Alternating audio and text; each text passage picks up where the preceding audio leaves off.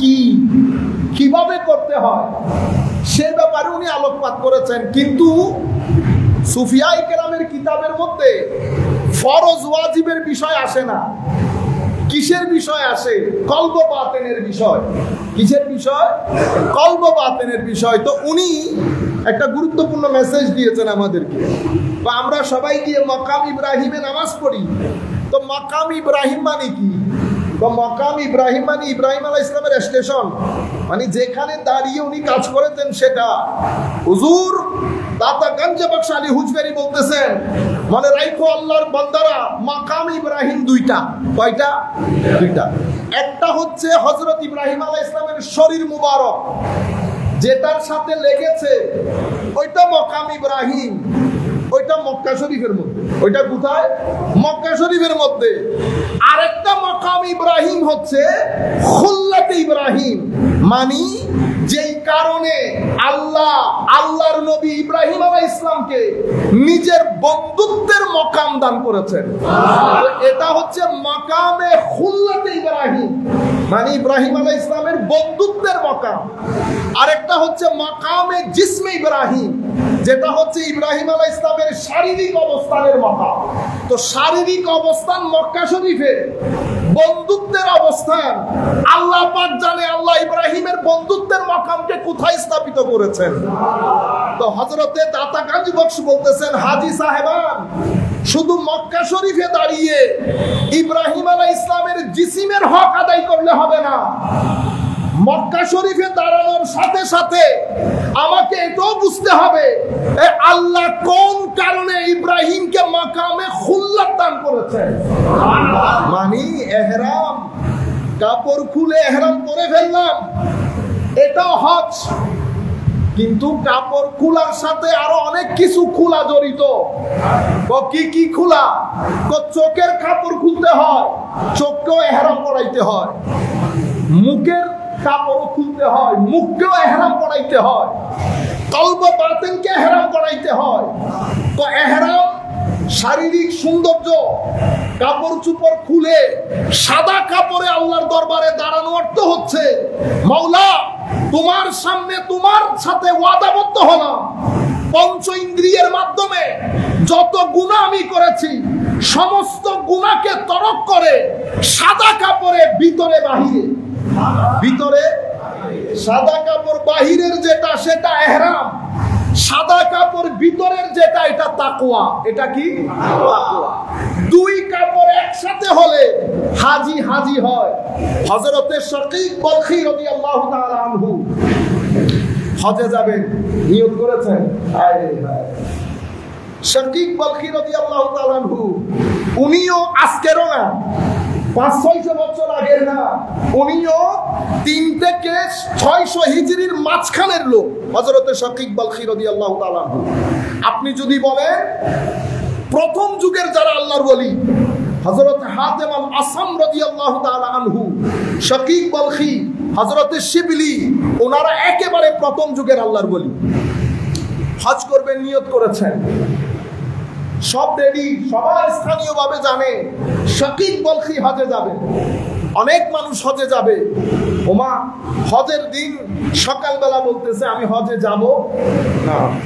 হায় খোদা, আমাদের মানুষ তো প্রশংসা করতেও দেরি লাগে না, গালাগালি করতেও সময়ের ব্যাপার, পছন্দ থাকে। তো সবাই বকাঝকা করতেছে, ওই মৌলবি, এ দান্দাবাজ, এই কোথায় ব্যবসা বাণিজ্য পাইছে ইনভেস্ট করে দিছে, এই কথাগুলো আসছে, কোথায় ব্যবসা বাণিজ্য পাইছে ইনভেস্ট করে দিছে, অথবা এই পোল্ট্রি মারছে। মানে মানুষের মুখে তো তালা দেওয়ার নাই, সব কথার জবাব দিতে আপনি মানুষ হিসেবে চিন্তা করবেন, এই কথার জবাব দিলে আপনার ব্যক্তিত্ব উঠবে না নামবে?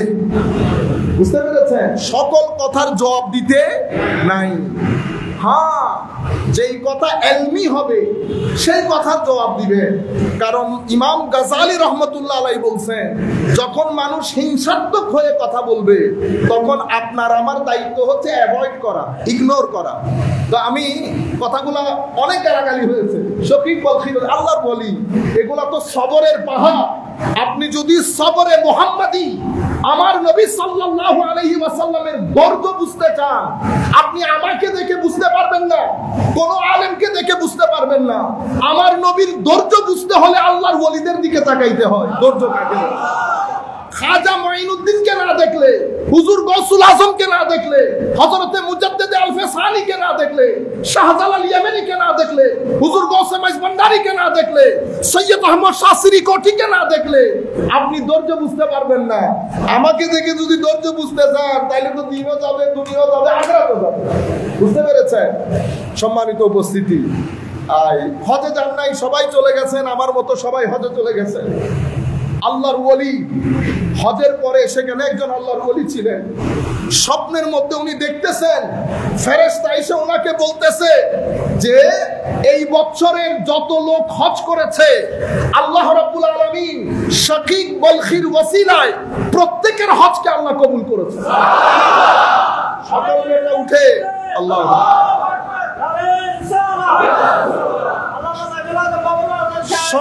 সকালে উঠে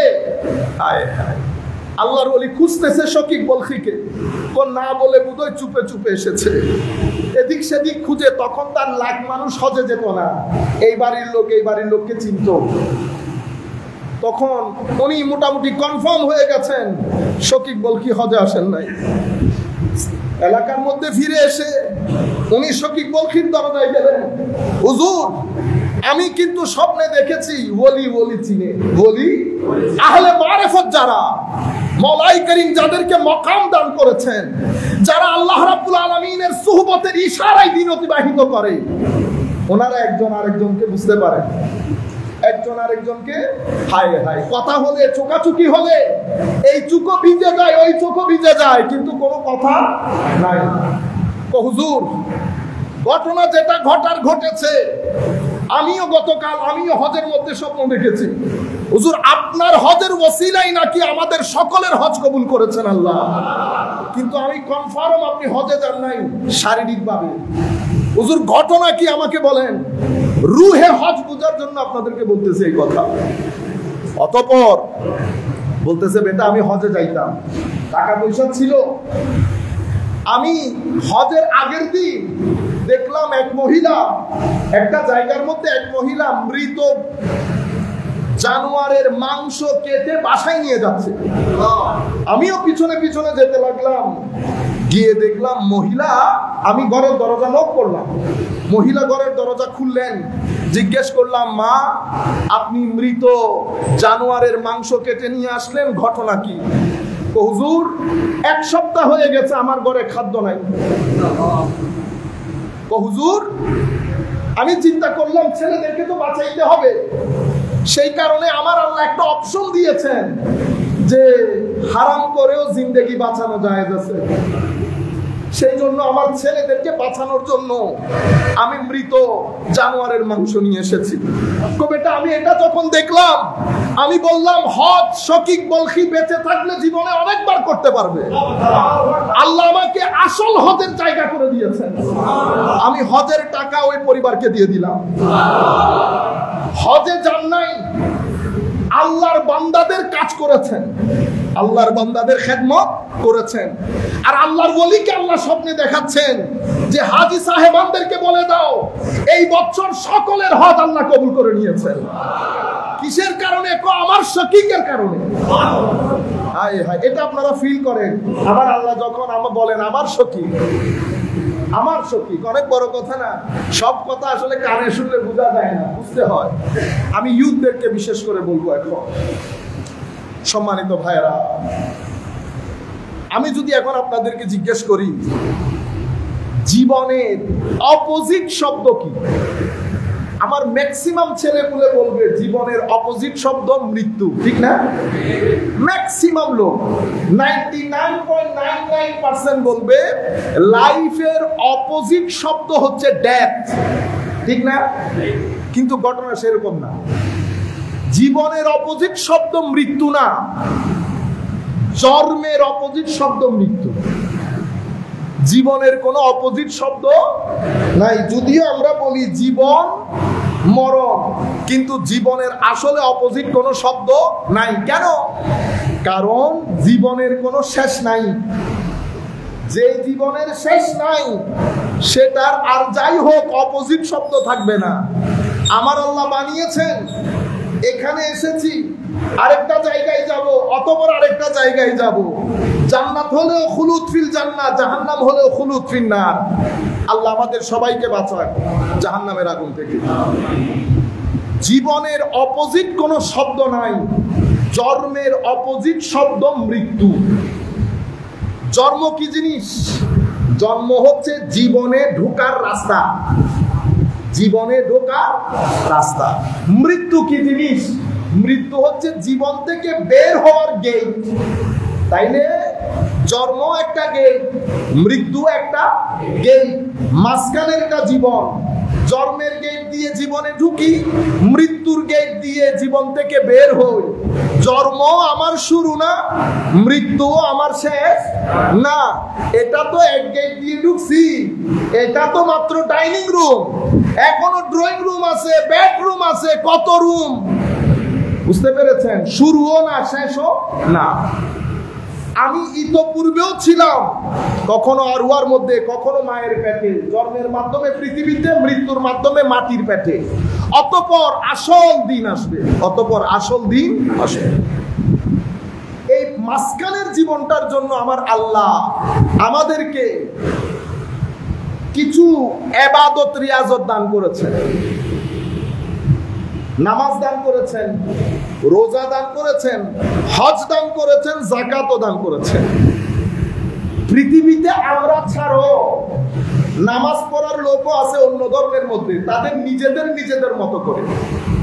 পৃথিবীর অন্যান্য ধর্মের মানুষের মধ্যে হজ পাওয়া যায়, আপনারা ভুল বুঝবেন না, মানে তাদের মতো করে কিছু একটা কনসেপ্ট আছে। রোজারও একটা কনসেপ্ট আছে, কুরবানির একটা কনসেপ্ট আছে। আমি বলবো না আমার ধর্ম সত্য, আমার ধর্ম, আমি এগুলা কোনো কিছুই বলবো না। আমি বিনয়ের সাথে আরজ করব, যারা যেখান থেকে বসে আমাদেরকে শুনছেন দেখছেন, কোন ধর্মকে ছোট করা, খাটো করা, এগুলো আমাদের কাজ না। আল্লাহ পাকের অপরিসীম দয়া। সিলেট থেকে গত পরশু আমাদের কাছে মদন মোহন কলেজে অধ্যাপক পদার্থ বিজ্ঞানের আমার হিন্দু ভাই মেসেজ করেছেন যে হুজুর আপনার কিছু বক্তব্য আমার অসম্ভব ভালো লাগে। তাহলে বুঝতে পারতেছি যে আমাদের বক্তব্যগুলো সবাই শুনতেছে, সেই কারণে কাউকে আঘাত করা, এটা আমি মুখে বলতেছি সেরকম না, আমি অন্তঃকরণে বলতেছি, আমার আল্লাহ সাক্ষী। কাউকে আঘাত করা আমাদের উদ্দেশ্য না। আমি শুধু আপনাদেরকে বলবো, পৃথিবীর অন্যান্য ধর্মের মধ্যেও রোজা পাওয়া যায়, আমাদের এখানেও রোজা আছে। আপনি ইসলামের রোজাটাও গবেষণা করেন, অন্যান্য ধর্মের রোজাও গবেষণা করেন, সিদ্ধান্ত আপনার হাতে। আল্লাহ সবাইকে বিবেক দান করেছে। এসি রুমের এসিও আমরা বুঝতে পারি, গরমের রুমও আমরা বুঝতে পারি, ওই ইন্দ্রিয় আল্লাহ আমাদেরকে দান করেছেন। হজ আমাদের কনসেপ্টে যেমন হজ, পৃথিবীর অন্যান্য ধর্ম, যারা ধর্ম বিশ্বাস করে না, তাদের মধ্যে হজের কনসেপ্ট আছে। হজ কি জিনিস আমি রূপকভাবে আপনাদেরকে বলতেছি।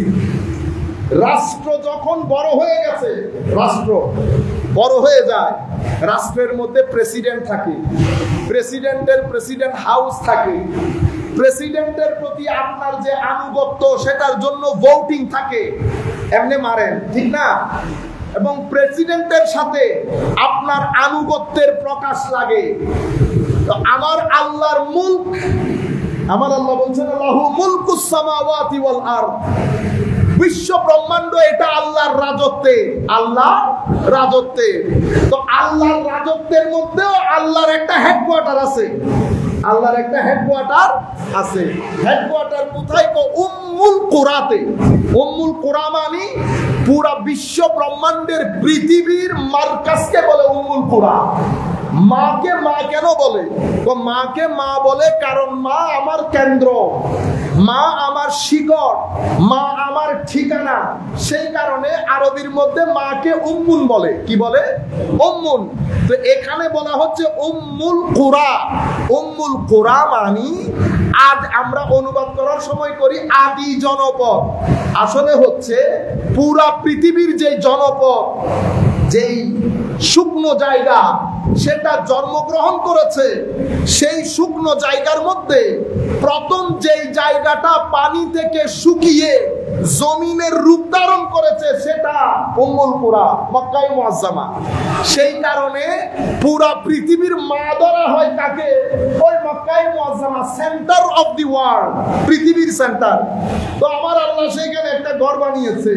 ঘর বানানো মানে আমার আল্লাহ ওই ঘরে থাকেন সেটা না, এটা হচ্ছে রূপকভাবে পৃথিবীতে একটা সেন্টার বানিয়েছে। আপনাকে বলছে এখন যিনি আমাদের এখানকার যিনি প্রেসিডেন্ট, উদাহরণ দিচ্ছি বোঝানোর জন্য, এটার সাথে এটার কোনো মিল নাই। প্রেসিডেন্টের যেমন সেনাবাহিনী থাকে, আমার আল্লাহ বলছেন এই জগতের রাজত্ব যেহেতু আল্লাহর হাতে, আল্লাহরও কিন্তু সেনাবাহিনী আছে। আল্লাহরও সেনাবাহিনী, ওয়ালিল্লাহি জুনুদুস সামাওয়াতি ওয়াল আরদ, আসমান জমিনের সৈন্যবাহিনী সব আল্লাহর হাতে, সব আল্লাহর কর্তৃত্বে। এখন প্রেসিডেন্ট যিনি থাকেন ওনার নিজস্ব একটা আমরা বলি বাইতুল মাল। বাইতুল মাল মানে বাংলাদেশ ব্যাংক, যেখানে বাংলাদেশের সম্পদ, সরকারি সম্পদ কি থাকে? গচ্ছিত থাকে। আমার আল্লাহ যেহেতু পৃথিবীর রাজত্বের মধ্যে, বিশ্ব ব্রহ্মাণ্ডের রাজত্বের মধ্যে, আল্লাহ আপনার কোনো খজিনা মজিনা আসেনি গো? আছে। ওয়ালিল্লাহি খাজাইনুস সামাওয়াতি ওয়াল আরদ।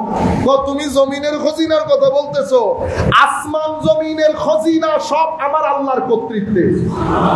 জুনুদুস সামাওয়াতি ওয়ালিল্লাহি খাজাইনুস সামাওয়াতি লাহু মুলকুস সামাওয়াতি ওয়াল আরদ। এভাবে আমার আল্লাহর রাজত্বের হেডকোয়ার্টার বানানো হয়েছে উম্মুল কুরা। আমরা ভোটের মাধ্যমে আনুগত্যের প্রকাশ করি। আমার আল্লাহ বলতেছেন তুমি যদি মনে করো আনুগত্যের কথা, তো তোমার টাকা পয়সা থাকলে এখানে সেন্টারে আসবা। সেন্টারে এসে কি করতে হবে? এখন আমরা তো আগে বায়াত গ্রহণ করতাম হাতে হাতে, আল্লাহর ওলিরও বায়াত গ্রহণ করি হাতে হাতে। এখন মাওলা এখানে আনুগত্য প্রকাশ কেমনে করব? তো এখানে আমার তার হাত নাই, আমার আল্লাহর শারীরিক কোনো অবয়ব নাই। কেউ যদি মনে করে আল্লাহর শারীরিক অবয়ব আছে, তো দিন থেকে খারিজ হয়ে যাবে, দিন থেকে খারিজ হয়ে যাবে। এটা আপনারা মাথায় রাখবেন, জিনিসগুলো অনেক সেনসিটিভ। আউলিয়ায়ে মিল্লাত, উলামায়ে উম্মত আমাদেরকে যে আকীদা দিয়ে গেছেন সেটার বাইরে আমরা যাব না। সম্মানিত উপস্থিতি, এখন মাওলা তাইলে হাত কোথায় রাখবো? তো আমার ঘরের সাথে জান্নাত থেকে স্পেশাল একটা পাথর বানিয়েছি, যার নাম হাজরে আসওয়াদ। আমার নবী হাদিসে মধ্যে ইরশাদ করছেন, হাজরে আসওয়াদ ইয়ামিনুল্লাহ, হাজরে আসওয়াদ আল্লাহর ডান হস্তের মতো। তো আমরা কি করি? যখন উমরা শুরু করি, আগে হাজরে আসওয়াদের মধ্যে মুখ দিতে না পারলে দূর থেকে হাত দিয়ে ইশারা করি যে আমি আপনার পরিপূর্ণ আনুগত্য প্রকাশ করছি। এটা আমি আপনাদেরকে মেটাফরিক্যালি বললাম। এখন আনুগত্য প্রকাশ করলাম। হজ থেকে ফেরার পর সেই আনুগত্যের কথা আমাদের মাথায় থাকে না, আমরা মোস্টলি বিদ্রোহীতে পরিণত হই। সম্মানিত উপস্থিতি, যেখান থেকে আমি কথাগুলো শুরু করতে চাচ্ছিলাম, সম্মানিত হাজী সাহেবান যারা হজে যাচ্ছেন অথবা হজে অলরেডি চলে গেছেন, দেখেন প্রথম বিষয় যেটা আপনারা মাথায় রাখবেন সেটা হচ্ছে আমি আল্লাহর মেহমান। আমি আল্লাহ, এটা তো আমরা শুনি, কিন্তু জিনিসটা ফিল করেন। আপনি আল্লাহর মেহমান হওয়ার জন্য, আমি আল্লাহর মেহমান হওয়ার জন্য প্রথম যেই বিষয় আমার জিম্মাদারি, সেটা হচ্ছে নিজেকে তৈরি করা। নিজেকে তৈরি করা। আমি আল্লাহর মেহমান হওয়ার যোগ্য কিনা সেটা নিজের দিকে খেয়াল করে আল্লাহর মেহমানদারি গ্রহণ করার জন্য নিজেকে ভিতর বাহিরে তৈরি করা। আমার আল্লাহ বলছেন ওয়াতাজাওয়াদু, হজে আসার জন্য খাবার দাবার, কাপড় চোপড় অনেক কিছু আমাদের প্রয়োজন হয়, কিন্তু আমার আল্লাহ বলছেন ওয়াতাজাওয়াদু ফাইন্না খায়রাজ যাদ, যেই সম্পদ তোমরা নিয়ে হজে আসতেছো সেই সম্পদের সবচেয়ে উত্তম সম্পদ হচ্ছে তাকওয়া। কি জিনিস? তাকওয়া। তাকওয়া কাকে বলে আমার ভাইরা? উলামায়ে কেরাম যার যার মতো করে ব্যাখ্যা করেন, আপনারাও জানেন। তাকওয়া মানে আল্লাহর ভীতি, কিন্তু আমি ইয়ুথকে বোঝানোর জন্য একটু ডিফারেন্টলি কথাটা বলি। এই পৃথিবীতে মওলায়ে কারীম ভালো জিনিস যেমন সৃষ্টি করেছেন, আমার আল্লাহ মন্দ জিনিসও সৃষ্টি করেছেন। কারণ এটা পরীক্ষার জায়গা। এখানে মন্দ না থাকলে পরীক্ষা হবে না, শুধু ভালো দিয়ে পরীক্ষা হয় না। ভালো সৃষ্টি করেছেন, মন্দ সৃষ্টি করেছেন। এটা টিভি, এখানে নাচ চলছে। এটাও টিভি, এখানে নাটক চলছে। এখন সিদ্ধান্ত আমার, আমি নাটক দেখবো না নাচ দেখবো। নাচ দেখলে কি লাভ, নাটক দেখলে কি ক্ষতি? কিছু লাভ প্রথমে বোঝা যায় না, আস্তে আস্তে বোঝা যায়। কিছু ক্ষতি একদিনে, এক সপ্তাহে, এক বছরে বোঝা যায় না। এটা অনেক সময় 10-15 বছর লাগে। আল্লাহর দুনিয়ার মধ্যে ভালো এবং মন্দ, আপনি যখন ভালো জিনিস দেখবেন, ভালো জিনিস বলবেন, ভালো জিনিস শুনবেন, হালাল জিনিস দেবেন, এই পৃথিবীকে আল্লাহ ফুল অফ এনার্জি বানিয়েছেন। কি বানিয়েছেন? এনার্জি। এটা তো আপনারা জানার কথা। পুরা পৃথিবী একটা শক্তির উপর। আমরাও এনার্জেটিক বিং। এনার্জি না থাকলে এই 5 ফিট 7 ইঞ্চির মানুষ সেকেন্ডের মধ্যে ঘুরে পড়ে যাচ্ছে। কি শেষ হয়ে গেছে? এনার্জি শেষ হয়ে গেছে। আমাদেরকে এখানে এনার্জি গ্রহণ করতে হয়। এনার্জি 2 ধরনের। একটা পেটে খাদ্য দিয়ে ভিটামিন, প্রোটিন, ক্যালোরির মাধ্যমে শরীরের জন্য ভিটামিন অর্জন করে কেন এনার্জি অর্জন করা। আরেকটা হচ্ছে পঞ্চ ইন্দ্রিয়ের মাধ্যমে আল্লাহ প্রদত্ত ভালো জিনিসগুলো এনজয় করে কলব বাতেনের মধ্যে নূরের এনার্জি নেওয়া। আমার জন্য ভিটামিন যেমন দরকার, আমার কলব বাতেনের মধ্যে নূরের এনার্জিও দরকার। শুধু ভিটামিন দিয়ে আপনি পৃথিবীতে সার্ভাইভ করতে পারবেন না। পৃথিবীকে আপনি দুশ্চিন্তা, হতাশা, ডিপ্রেশন এগুলা থেকে পৃথিবীকে রক্ষা করতে পারবেন না। আমাদের জন্য 2 এনার্জি দরকার। আমি চাই বাংলাদেশের প্রতিটা ইউথের হৃদয়ের মধ্যে আমার এই আওয়াজগুলা, হয়তো আমি থাকবো না আর কিছুদিন, মওলাই করিম যখন চাইবেন জমিন থেকে আমরা উঠে যাব, কিন্তু আমি চাই কথাগুলো আপনাদের হৃদয়ের মণিকোঠায় আমি যেন দিয়ে যেতে পারি। আমাদেরকে বোঝানো হয়েছে যে আমরা শুধু ভালো কাজ করব, নামাজ পড়ব, তিলাওয়াতে কোরআন করব শুধু কবরের জন্য।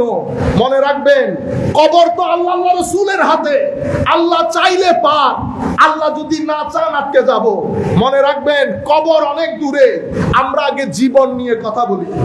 এই জীবনে আমার ভাইয়েরা, ইউথকে বিশেষ করে বলছি, আল্লাহর ওয়াস্তে ফেরত আসেন।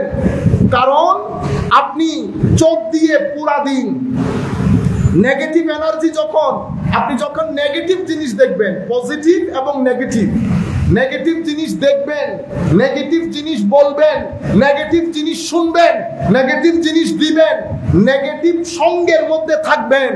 ডেইলি যদি আপনি 50 লেভেলে নেগেটিভ এনার্জি ধারণ করে আপনার ভিতরের জগৎকে ভর্তি করতে থাকেন, এটা যদি 300 লেভেল পর্যন্ত যায়, আমি যদি আপনার ব্যাংকে 10 কোটি টাকা রাখি, আপনি শান্তির সাথে জীবন যাপন করতে পারবেন না।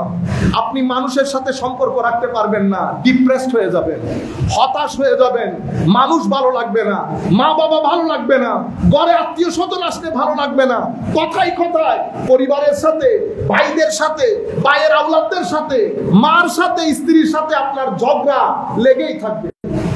আপনি সবকিছু থাকা সত্ত্বেও আপনার মুখ কালো থাকবে, আপনি হাসতে ভুলে যাবেন। কেন? কারণ আপনার ভিতরে নেগেটিভ এনার্জি ফুলফিল। ঠিক যেভাবে আপনার গ্যাসের কারণে গ্যাস্ট্রিক হয়ে পেট খালি থাকা সত্ত্বেও আপনার খিদা মেহসুস হয় না, খিদা অনুভব হয় না, ঠিক সেভাবে রুহানি জগতের মধ্যে যখন নেগেটিভ এনার্জি থাকে, তো নেগেটিভ এনার্জি আপনাকে সবকিছু থাকা সত্ত্বেও একাকী বানিয়ে ফেলবে, অশান্তির আগুনে জ্বালাবে, অসুখের আগুনে জ্বালাবে। আপনি কোনোভাবেই নিজেকে আর ভালো মনে করতে পারবেন না। প্রত্যেক দিন আপনার মনে হবে, কাশ যদি চলে যেতে পারতাম, কাশ যদি মারা যেতাম। আপনি আপনার একেবারে ক্লোজ আত্মীয় স্বজন, বন্ধু বান্ধবের সংস্পর্শ আপনি আর নিতে পারবেন না। এটাকে আমরা আমাদের ইসলামিক ক্লাসিক্যাল সায়েন্সের মধ্যে গুনাহ বলি। কি বলি? গুনাহ। যেটা আমি নেগেটিভ এনার্জি বলছি, আমি ইউথদেরকে বলছি, আপনারা যদি চান চান তাইলে ডক্টর ডি হকিং ওনার বিশ্ব বরেণ্য কিতাব বেস্টসেলার বুক আপনারা ঘরের মধ্যে গিয়ে পড়তে পারেন, গুগল থেকে এটা ডাউনলোড করতে পারেন। আপলোড না ডাউনলোড কি বলেন আপনারা জানেন।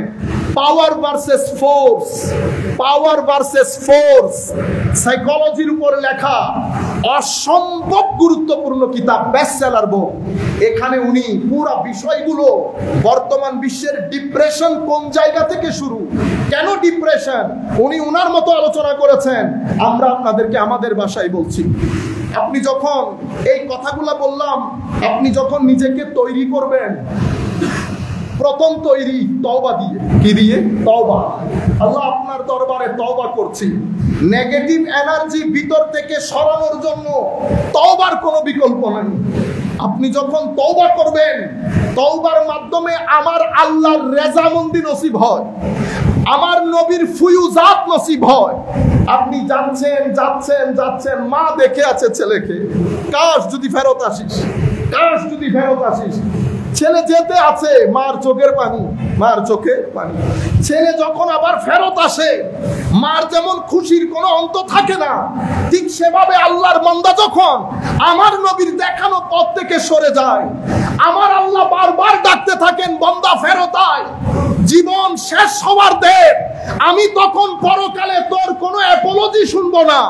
তুই যদি আমাকে কোনো কিছু শোনাতে চাস তো এই দুনিয়ার মধ্যে শোনাতে হবে। আমি এখান থেকে চলে যাওয়ার পরে তোর কোনো অ্যাপোলজি শুনবো না। বান্দা যখন টার্ন করে, আল্লাহর দরবারে টার্ন করে, এটাকে তাওবা বলে। তাবা ইয়াতুবু মানে রাজা ইয়ারজিউ, রিটার্ন, ফেরত আসা, ব্যাক করা। বান্দা ব্যাক কোন জায়গায় করতেছে? আল্লাহর রাগ থেকে আল্লাহর রেজামন্দির দিকে, গুনাহ থেকে সওয়াবের দিকে, জাহান্নাম থেকে জান্নাতের দিকে, কান্না থেকে হাসির দিকে, ডিপ্রেশন থেকে, অসুস্থতা থেকে সুস্থতার দিকে ফেরত আসতেছে বান্দা।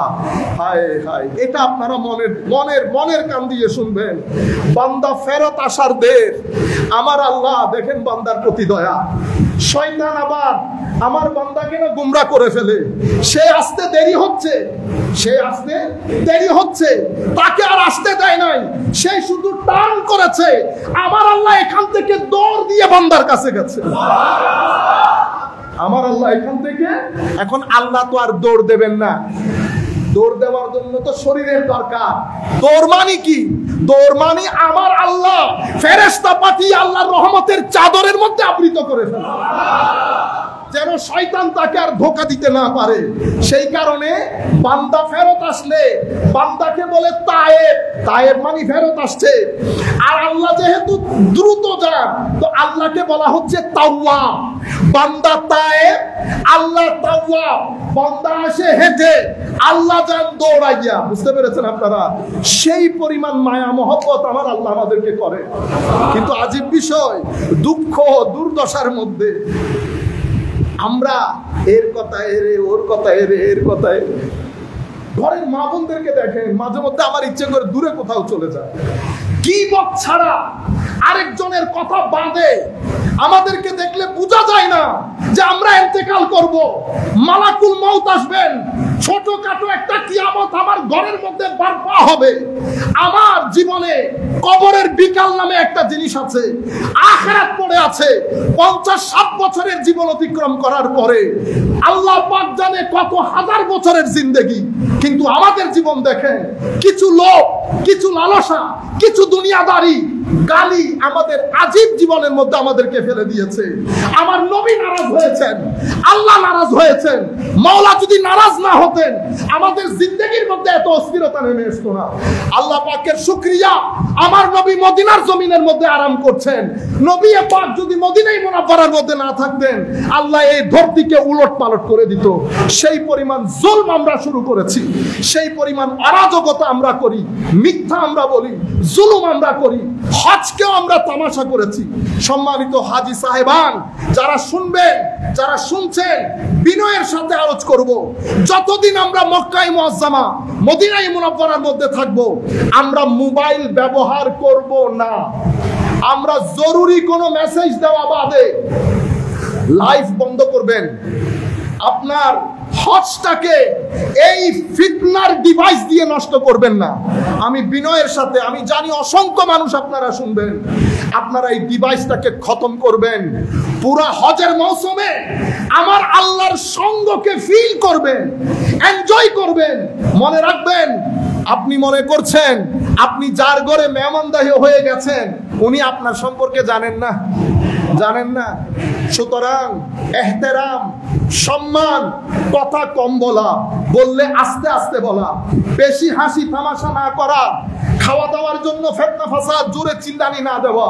আমার আল্লাহ বলছেন হজ করবা, হজ করলে ফালা রাফাস ওয়ালা ফুসুক ওয়ালা জিদাল, অশ্লীল কাজ, মন্দ কাজ, গালাগালি, মারামারি, এই সমস্ত গর্হিত কাজ থেকে নিজেকে দূরে রাখো যদি হজ করতে চাও।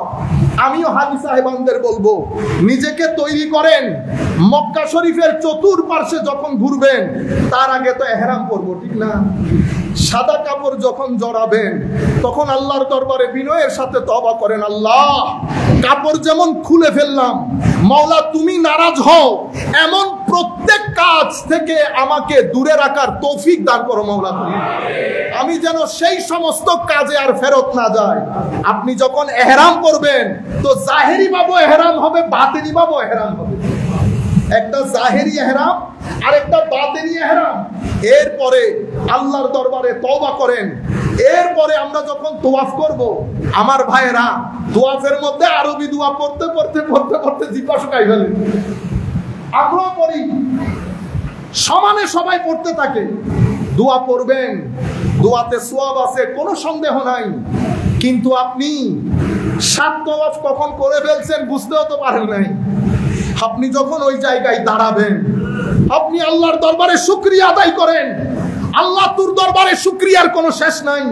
তুই এমন জায়গায় পা রাখার তৌফিক দান করেছিস মাওলা, যেই জায়গার মধ্যে আমার নবী কদম রেখেছে, যেই জায়গার মধ্যে আদম সফিউল্লাহ কদম রেখেছে, ইব্রাহিম খলিলুল্লাহ রেখেছে, মুসা কালিমুল্লাহ রেখেছে, ঈসা রূহুল্লাহ রেখেছে, ইসমাইল জবিহুল্লাহ রেখেছে। এত আজিম নবী যেই হিত্তার মধ্যে কদম রেখেছে, আমার মতো নাপাক, নাফরমান, নালায়েক, গুনাহগারের কদমকে তুই এই জায়গায় রাখতে তৌফিক দান করেছিস। আল্লাহ তোর দরবারে শুকরিয়ার কোনো শেষ নাই। সাথে সাথে আমার নবীর দরবারে দরুদ সালাম করেন, ইয়া আল্লাহ নবীর দরবারে দরুদ, যেই নবীর ওসিলায় আমি এই কাজ পেয়েছি। তাইলে ফিল করেন, এনজয় করেন, ওই আগের সময়ের মধ্যে হারিয়ে যান। মনে করবেন আপনি আগে আমার নবী সাহাবায়ে কেরামকে নিয়ে তাওয়াফ করছে, হযরত আদম তাওয়াফ করছে, ইব্রাহিম তাওয়াফ করছে। যখন আপনি ওই তাওয়াফে, ওই ঋতু, ওই মৌসুম, ওই সময়ের মধ্যে হারিয়ে যাবেন, দেখবেন 7 তাওয়াফের মজা কেমন লাগে। তখন আপনি কি আল্লাহকে বলতে হবে আল্লাহ ক্ষমা করে দেন?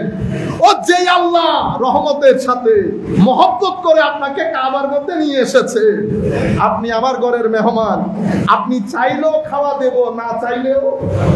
আরে আমরা আমাদের মেহমানদেরকে জোর করে খাওয়াই, জোর করে খাওয়াই। আর আল্লাহ তো আল্লাহ, আল্লাহ তো আল্লাহ, আমার আল্লাহ তো সেই সত্তা যিনি এক ইব্রাহিম, এক বলখির হজের কারণে পুরা সকলের হজ কবুল করেছে। তো সেই আল্লাহ আপনি চাইলেও ক্ষমা করবেন, আপনি না চাইলেও ক্ষমা করবেন। আমি আপনাদেরকে দোয়া পড়তে নিষেধ করতেছি না। আপনারা আবার এগুলা, আমাদের এই বক্তব্যগুলো আপনারা কোনো কাটফাট করবেন না। আপনারা বুঝতে পেরেছেন বেটা? কেউ কাটফাট করবেন না। আমি আপনাদেরকে যেটা বোঝাতে চাচ্ছি, দোয়া পড়বেন, দরুদ শরীফ পড়বেন, ক্ষমা চাইবেন, সাথে এই জিনিসটাও তো করেন। আপনি পায়ে হাঁটতেছেন, শরীর দিয়ে তাওয়াফ করতেছেন, আপনার কলব বাতেনকে একটু জিজ্ঞেস করেন, সে তো তাওয়াফ করতে চায়, সেও তাওয়াফ করতে চায়। এশকের সমুদ্রে ডুব দিয়ে যাবেন, কারণ হজ আমার আল্লাহর এশকের এক আজীব নমুনা।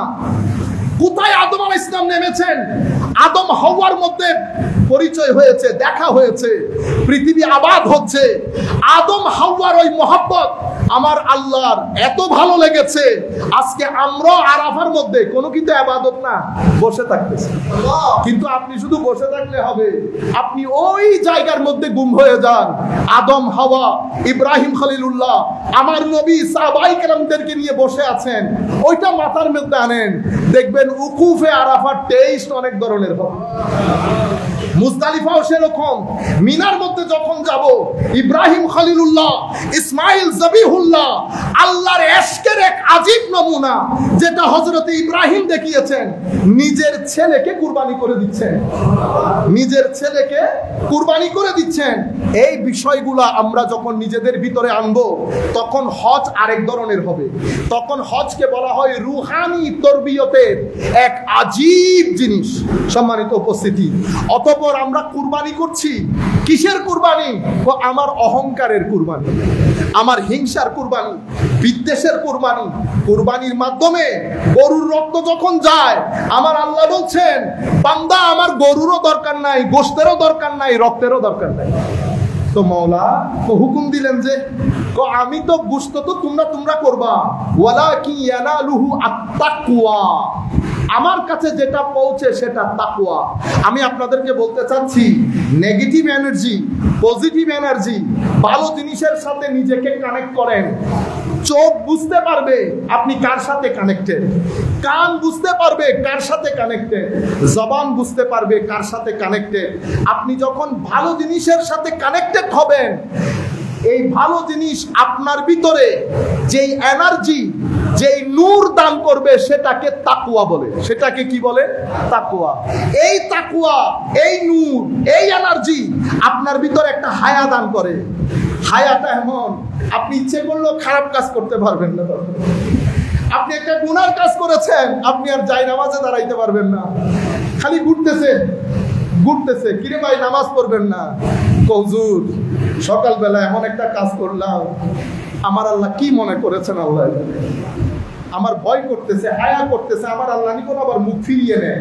এগুলা ফিলিংস এর বিষয়, আপনার কাছে হাস্যকর, কারণ আপনি আর আমার কাছে তো নামাইতুয়ান বলে আল্লাহু আকবার, সুবহানা রাব্বিল আযীম, সামি আল্লাহু লিমান হামিদা। আমার নামাজের সাথে ভিতর নাই, আমার নামাজের সাথে ভিতর নাই, কারণ আমি নামাজ আদায় করেছি, কায়েম করি নাই। কেউ আছে নামাজকে কায়েম করে, যখন নামাজ ভিতরে কায়েম হয়, প্রথম যেই জিনিস আল্লাহ তাকে দান করেন সেটা হায়া। যার হায়া যত বেশি, তার ঈমানও তত বেশি।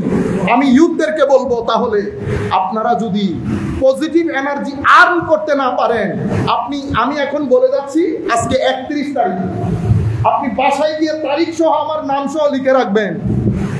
নেগেটিভ এনার্জি যত আর্ন করবেন, আপনার পারিবারিক জীবন তত দুর্দশা এবং হতাশার হবে। আমাদের বাপ দাদাদের জীবনে দেখেছেন এই জিনিসগুলা ছিল না, কারণ তারা পজিটিভ এনার্জির যুগ, পজিটিভ এনার্জির যুগও ছিল তখন। আমাদেরকে সেটা কষ্ট করে আর্ন করতে হবে। আমি চাই আপনারা একটু জেগে উঠেন, মোবাইলের মধ্যে সময় কম দেন। সময় সুযোগ যদি পান, তো ছেলেদেরকে মক্কায়ে মুআজ্জামা মদিনায়ে মুনাওয়ারার মধ্যে নিয়ে যাবেন। কেন? কারণ এগুলা হচ্ছে সোর্স অফ এনার্জি। মদিনায়ে মুনাওয়ারা সোর্স অফ এনার্জি। এক হিন্দু, আমাদের ইংল্যান্ডের মধ্যে মুসলমান বিয়ে করেছে হিন্দুকে। এখন সে আমাকে বলতেছে,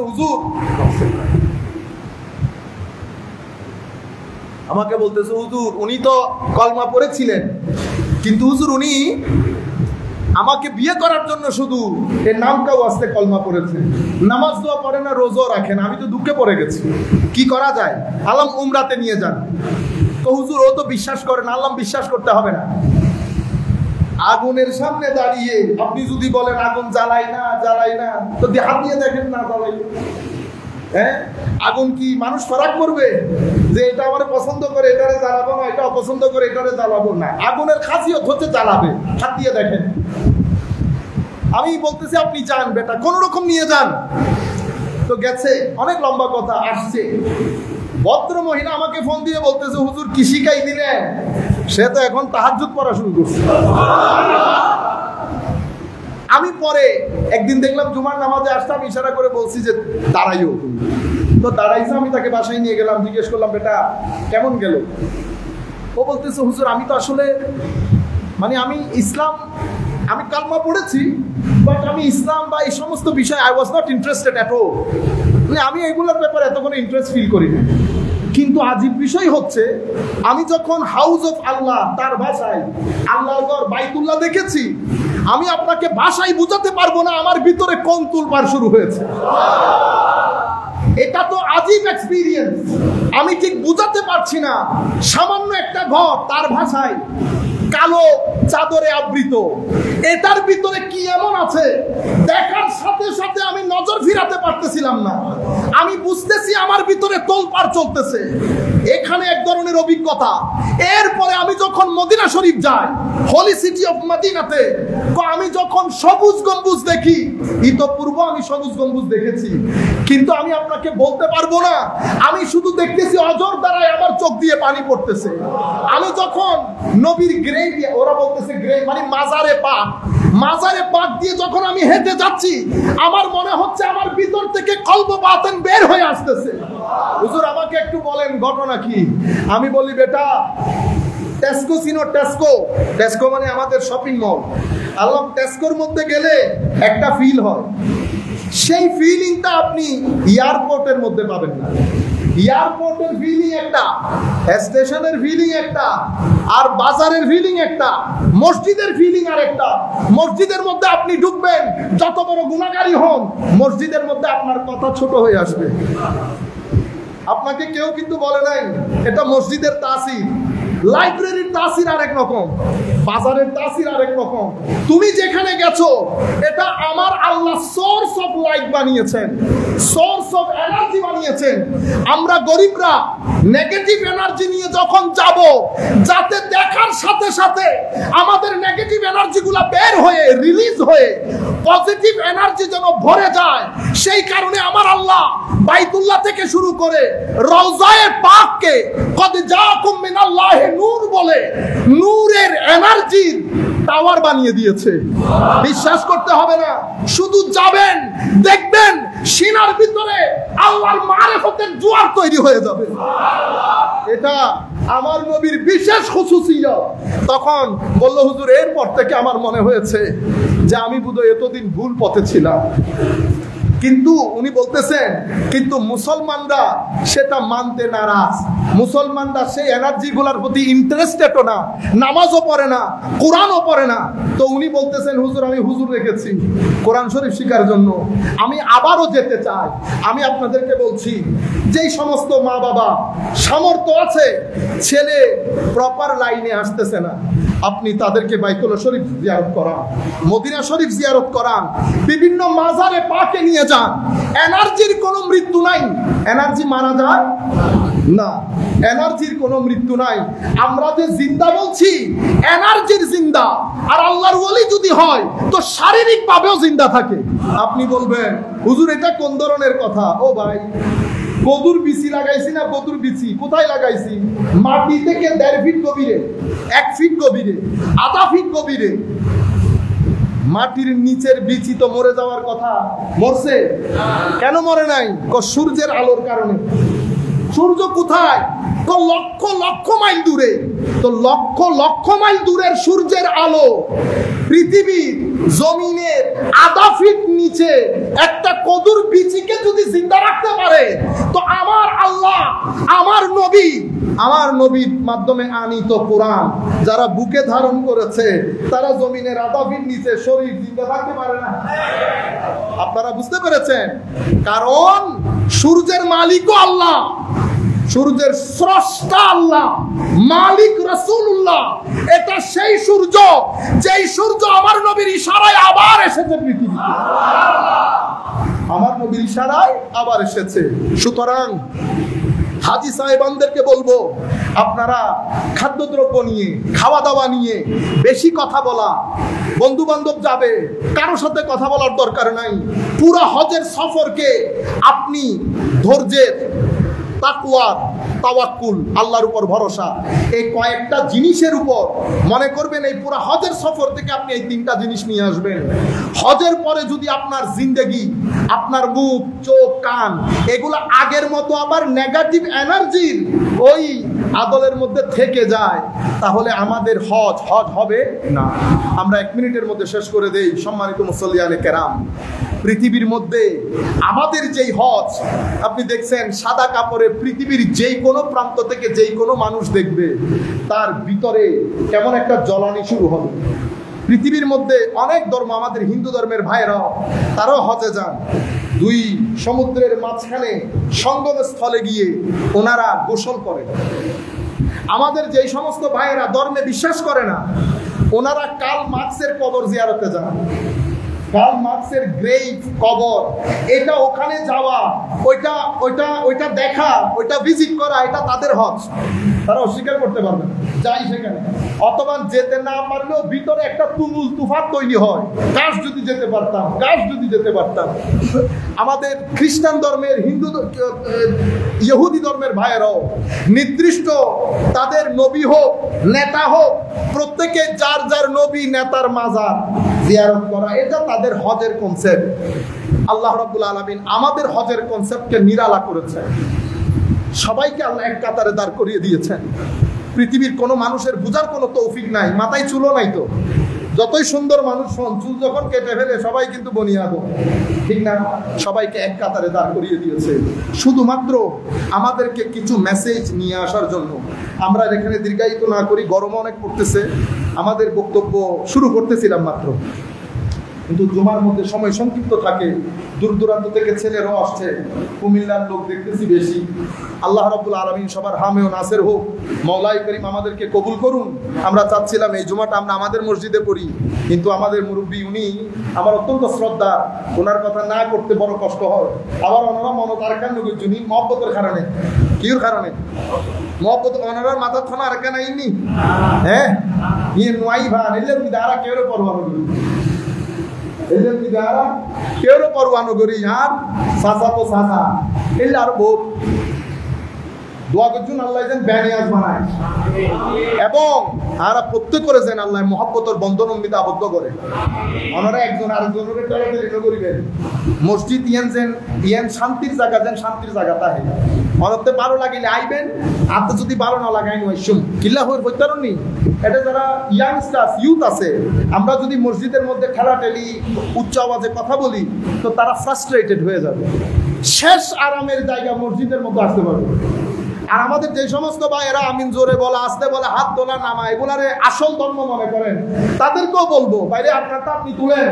হাত তুলতে তুলতে হাত একেবারে খুলে ফেলেন শরীর থেকে, কোনো অসুবিধা নাই, কিন্তু অন্য কাউকে ডিস্টার্ব করিয়েন না, অন্য কাউকে ডিস্টার্ব করবেন না। আপনারটা আপনি করে চলে যান।